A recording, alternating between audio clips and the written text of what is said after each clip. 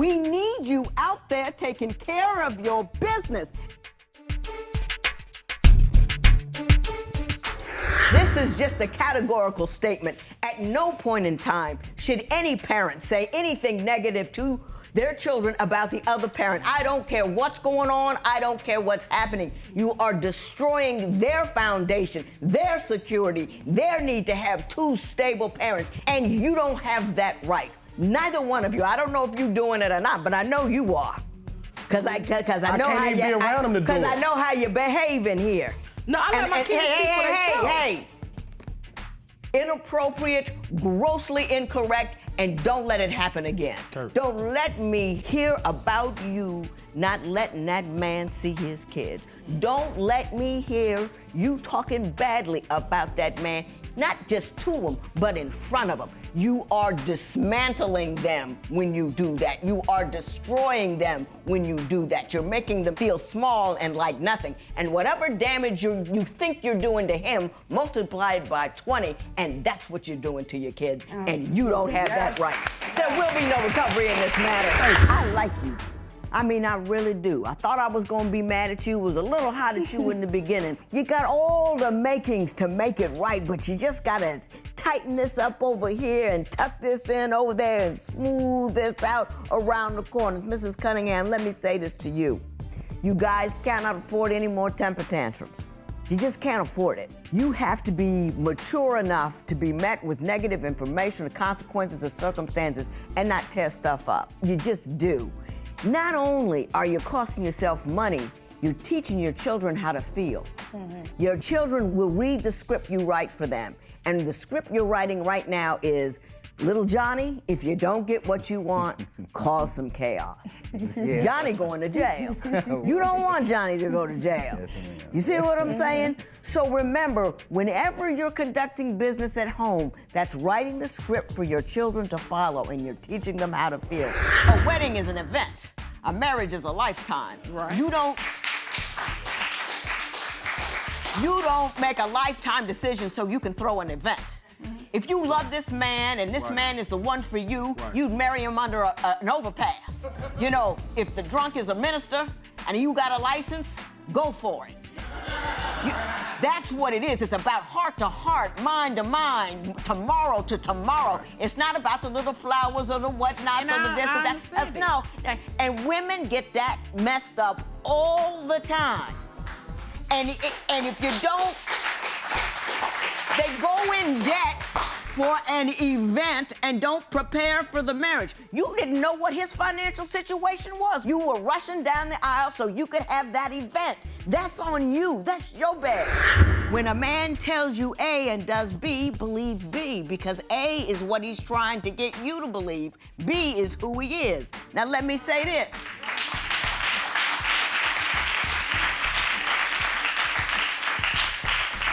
If you're B, claim B. Be a man. Don't lie to people. Don't tell people that you're something other than what you are. You that bad a dude and get that many women, because clearly women don't just do anything. You know, go ahead and say, I'm not about it. I'm a traveler. I will sleep with you. I will impregnate you. I will move on. And let them know. That's it. And then it's all on them. Me, people are like, oh, bye-bye. Yeah, you know, right. And then the rest of them will sleep with you, and you'll have babies with only women who sleep with ratchet dudes. And you're gonna have a really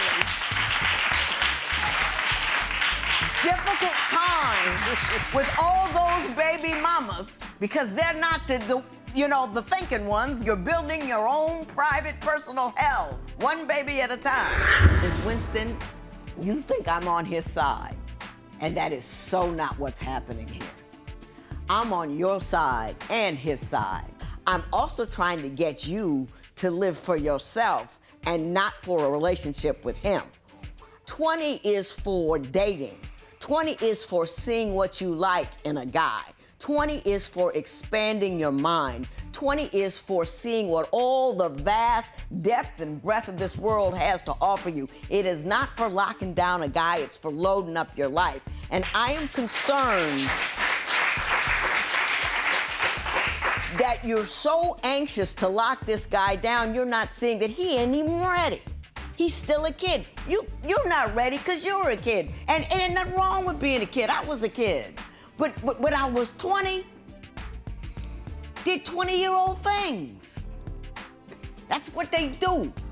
Well, why be in a relationship if you want to do all that when you can be single and do whatever you want? I tell you why, because you take it. If you got solid, if you got a woman at home, she's fine, she's gorgeous, she's wonderful, she's sleeping with you, and every once in a while you get to dip in another pool, you're gonna do it. Now see, when I was 20, I got dipped in another pool, he swam alone.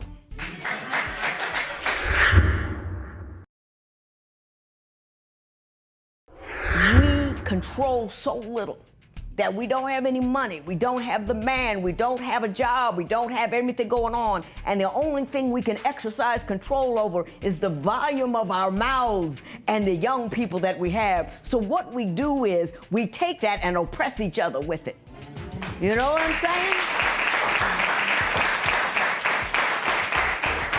Now, Mr. Brown, you started all of this mess.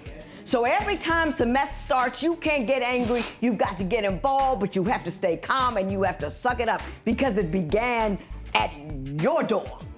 But every time you women get involved in this, and the easiest person to get mad at is another woman, you got to stop and rethink this sucker. Because it's not gonna work. She's hurt because you knocked her up and walked off. That's what that is. She feels bad. She feels used. She feels taken advantage of. She feels like she doesn't get enough money. She doesn't get enough time. She may have kept her daughter away from you if you did bad on you, because your daughter deserves a relationship with him. Yes, so she will not keep running after other dudes that are gonna knock her up and walk away because that dude wasn't there. And you don't have the right to put her in that position. That's all I'm gonna say to you. But that hurt you have to assuage, that hurt you have to acknowledge, and then you have to say, I'm done. Because I'm better than that. That's something I did a while ago, and that happened, and he ain't that important no more, no way. That's right, I said You know what I mean? 10 months in. The only thing worse than you being 10 months in is for you to be 11 months in. This man is morally bereft. He doesn't care about you. He doesn't do right by you. He wants to control you. He wants you to do whatever you're doing for him in the household, and he's gonna run around on you like he's single. He's not the man of the house because he doesn't defend his house. He doesn't defend his woman, and he doesn't take care of you. He has no empathy for you, and the excuses he has to behave as he does are ludicrous. Absolutely and positively ludicrous. He doesn't even want to do better. He's not even here pretending that he can do better. He's saying, I'm the man of the house, and what I do goes. You can do better than that.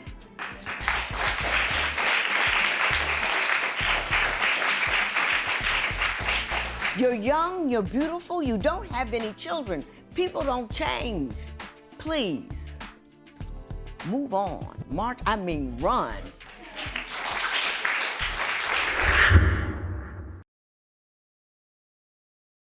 I don't want anybody to say anything because this is all me. Okay? Mrs. Davis, I don't think you were ever fully invested in the marriage. Marriage has a lot of bumps and lumps and trenches and falls and precipices everywhere. And you gotta go through them, and you can't hold on to them. You're what I call an error hoarder.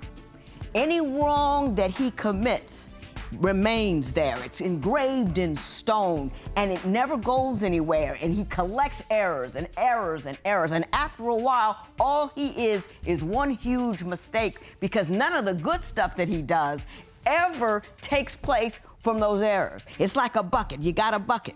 Errors pour in, forgiveness and love and other things that do make the water go out, but you don't have any drain. All you have is a collection of errors. And I think you got it into your head that you were misled in the beginning, and that the marriage was doomed, and you laid on that, and then you had all the things that he was imperfect at as another signal that, yes, indeed, God didn't want me to marry him, and you kept it up, and you never gave the marriage a chance. I did, Your Honor. You never gave the marriage a chance. This last time.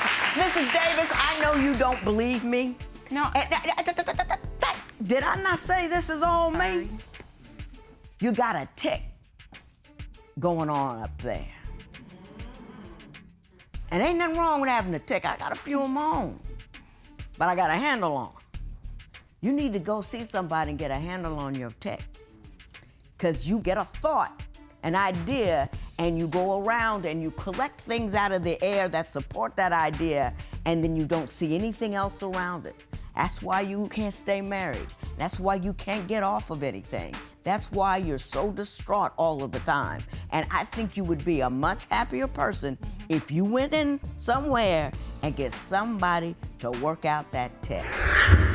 Your thing is, you don't know how to get him where he's going. You don't get angry with people who you're trying to redirect.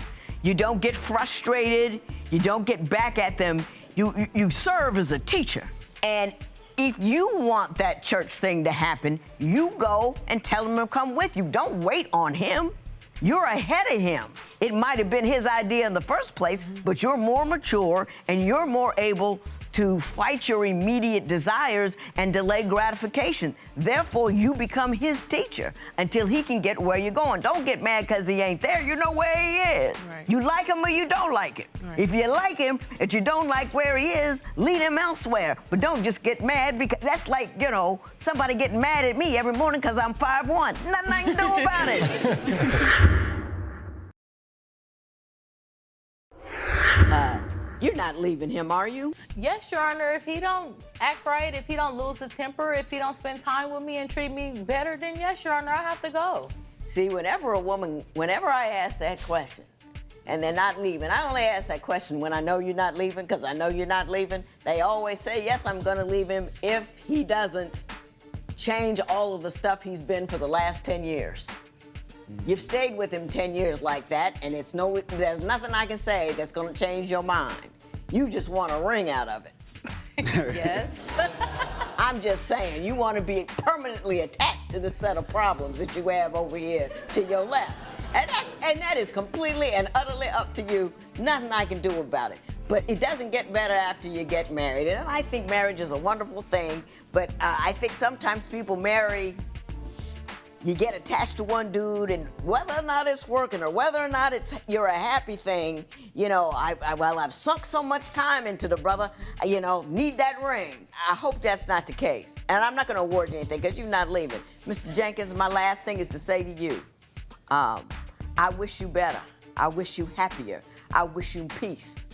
And if you have peace with what the world is, and you can have a stupid driver over here and a bad server over there, and none of that bothers you, the entire world opens up to you. And when you were open to a broader and better world, that's a broader and better world that you can deliver to your children.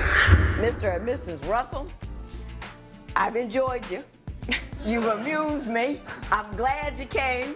I know you guys aren't going to separate, so I'm not going to pretend like you are. I will say this to you. Please heed my cautions about the random people in the house. That's the only thing that really kind of concerns me a little bit, is you got the random folks in the house, you got the little kiddies. Never a cool thing to do. But what I would do if I were you, you guys need to stay together, love one another, put down the intoxicants every once in a while, just, so you can be clear-headed and it's a fun thing just to be sober and with it and be able to think and not have to intake something into your body in order to have a wonderful day. And please, whatever you do, keep him off the streets. This matter is adjourned.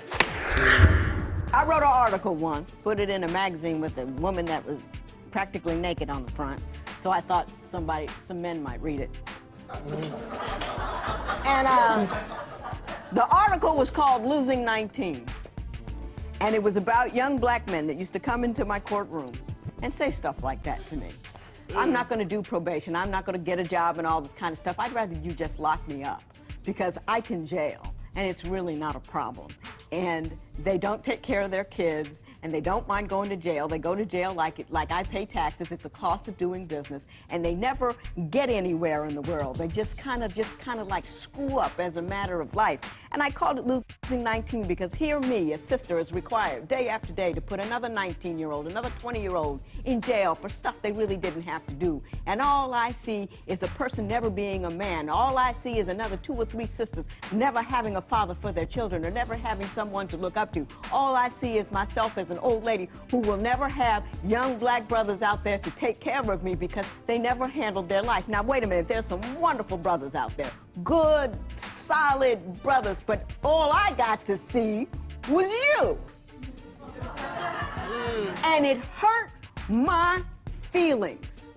When you jail, we jail too, because we don't have access to you. We need you out there taking care of your business, and not just about the financial business, but the emotional business. We need love and support. Always talking about sisters in a bad mood and cranky, because we haven't got you. We need you. And you don't have the right not to take care of your business, because if you don't take care of your business, we are out there and we are out there alone, and we can't do it that way. Do you hear me?